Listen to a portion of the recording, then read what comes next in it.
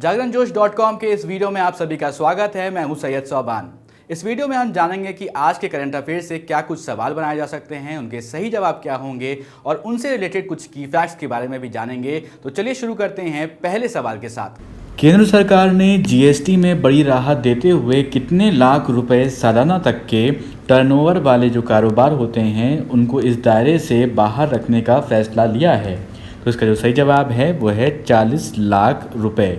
तो यहाँ पर दोस्तों आपको बताते हैं कि वस्तुएं एवं सेवा कर, जिसे कहते हैं goods and services tax GST, उसमें बड़ी राहत देते हुए केंद्र सरकार ने जो 40 लाख रुपए तक जिन कंपनियों के टर्नओवर होंगे, जिन कारोबारों के, उनको इस के दायरे से बाहर रखने का फैसला लिया गया है।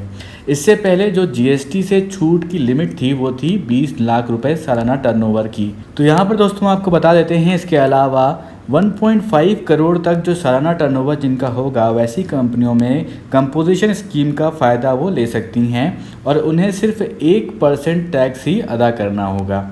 अब बढ़ते हैं अपने अगले सवाल की तरफ। भारतीय जूडो खिलाड़ी जिनका नाम है दीपांशु बालियान, उनको नाडा, जिसे आप जानते हैं नेशनल एंटी डोपिंग एजेंसी के नाम से, तो उनके डोपिंग रोधी अनुशासन पैनल, जिसे कहते हैं एनडीडीपी, उसके प्रतिबंधित पदार्थ फ्यूरोसेमाइड के सेवन के कारण कितने महीने के लिए उनको निलंबित किया है। तो इसका जो सही जवाब है वो है 22 महीने।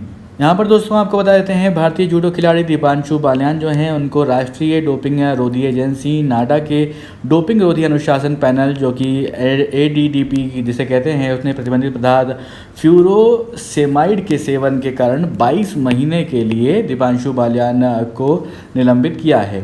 फ्यूरोसेमाइड एक डायरेटिक दवा है। पिछले साल जूनियर एशियाई जूडो चैंपियनशिप की राष्ट्रीय टीम के चयन के लिए जून में भोपाल में ट्रायल के दौरान जो दीपांशु बालियान हैं उनका नमूना लिया गया था, जो प्रतिबंधित पदार्थ के लिए पॉजिटिव आया है। उन्होंने 90 किलोग्राम वर्ग में ट्रायल जीता था। इस वीडियो में आगे बढ़ने से पहले एक ज़रूरी सूचना आप सभी के लिए। हमारी वेबसाइट जागरणजोश.com पर अगर आप करंट अफेयर्स पढ़ना चाहते हैं तो आपको अपने ब्राउजर में टाइप करना है www.jagranjosh.com, जिसके बाद आपको हमारी वेबसाइट का होम पेज नजर आएगा। इसके बाद आपको करंट अफेयर्स के टैब पर जाना है।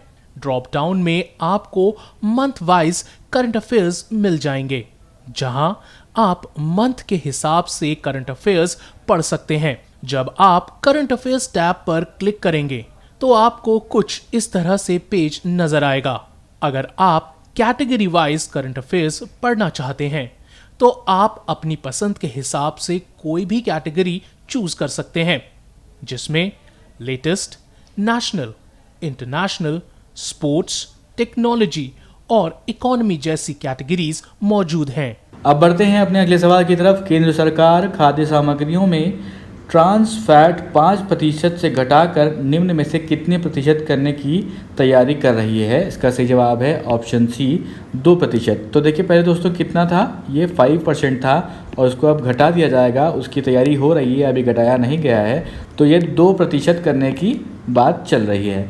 यहाँ पर दोस्तों आपको बता देते हैं कि भारतीय खाद्य सुरक्षा एवं मानक प्राधिकार वर्ष 2022 तक खाद्य सामग्रियों में ट्रांस फैट की मात्रा को कम कर कितना परसेंट, 2% तक सीमित करने के लिए जल्द ही एक विनियमन लाएगा।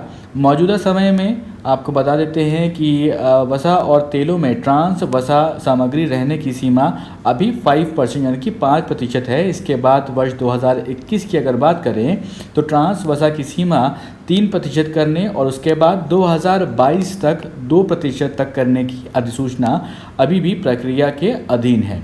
अब बढ़ते हैं अपने अगले सवाल की तरफ। निम्न में से किस देश में खुदाई के दौरान 300 मीटर नीचे करीब 3800 साल पुराना किराट देवी की मूर्ति जो है उसको पाया गया है। तो यहाँ पर इसका सही जवाब है वो है नेपाल।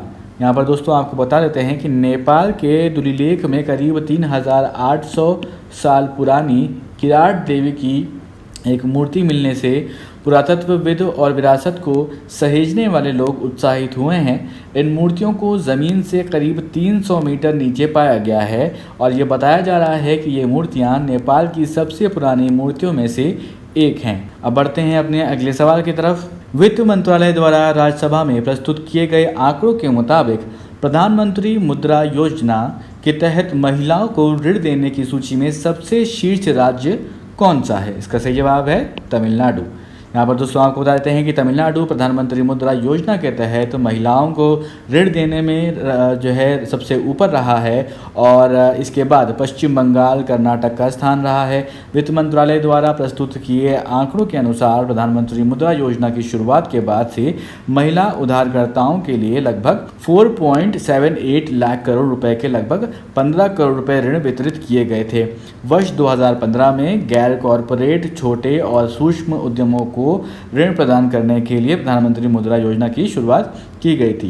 यहाँ पर दोस्तों इस वीडियो में हम आगे बढ़े तो हम आपको यहाँ पर एक मेरे दोस्त हैं वो काफ़ी कमेंट करके हमसे पूछ रहे हैं कि सर आप जो है ऑप्शंस के जो जवाब होते हैं वो बहुत जल्दी दे देते हैं। तो मैं यहाँ पर आप लोगों को बता देता हूँ दोस्तों कि समय की कमी सभी के पास होती है और हम चाहते हैं कि आप जब प्रैक्टिस कर रहे हैं, आप जब पढ़ रहे हैं इस वीडियो के माध्यम से, तो आप अगर चाहते हैं उसको कोशिश करना जवाब देना तो आप उस वीडियो को पॉज कर सकते हैं। उसके बाद सोच सकते हैं कि क्या आपको उस सवाल का जवाब आता है। यदि आता है तो वह अच्छी बात है, नहीं आता है तो मैं आपको इसलिए बस बता देता हूं क्योंकि जो अभी करंट अफेयर्स में चल रहा है और उसके जो आंसर्स हैं वो आपको बता के थोड़ा सा उसके बारे में डिस्क्रिप्शन जो हम आपको बताते हैं वो इसीलिए बताते हैं कि आपकी जानकारी में लगातार इजाफा होता रहे। अगर आप प्रैक्टिस करना चाहते हैं तो आप प्लीज़ वीडियो पॉज करके देख सकते हैं। चलिए अब आगे बढ़ते हैं। तो यहाँ पर दोस्तों उस सवाल की तरफ बढ़ते हैं जिस सवाल का जवाब हमने आपसे पिछले वीडियो में पूछा था।